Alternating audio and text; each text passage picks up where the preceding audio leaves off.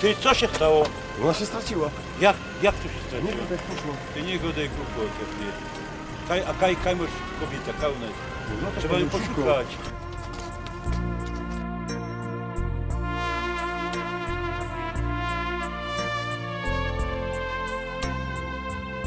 I co? Nie ma No jej kaj, tutaj, kaj. To musimy iść na no. policję. Idziemy ogłosić to, zgłosić to. Zaraz to na policję. To idziemy.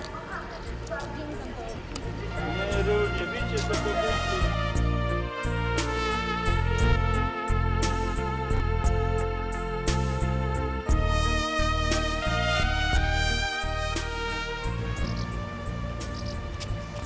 Ty tu jest! Co się stało?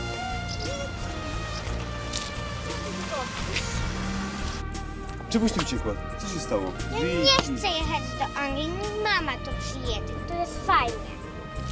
Jerunie, dziążko, jasne, że mamulka twoja przyjadą, a ty ostaniesz z wujkiem, nie? To teraz. Jasne, jasne. Co się teraz